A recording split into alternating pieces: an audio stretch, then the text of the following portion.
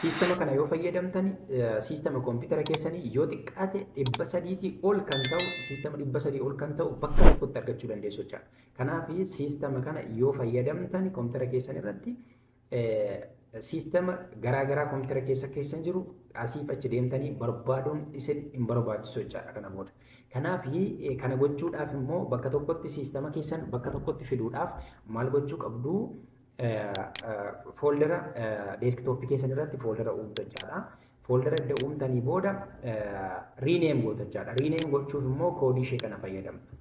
Koodii ishee kana fayyadamtu jechaadha. Riineem ittiin gootu jechaadha. Kanaatiin isa booda bifa kanaan riineem gootu jechaadha.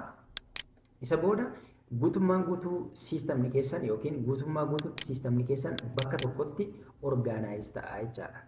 Bifa kanaatiin. Kanaaf as keessaa siistamni koompitara keessan irra jiru yoo xiqqaate siistamni 300 ol ta'u bakka tokkotti orgaanaayiz ta'ee argama jechaadha. Kanaaf bakka biraa deemtanii siistama barbaaduun isin hin barbaachisu jechaadha.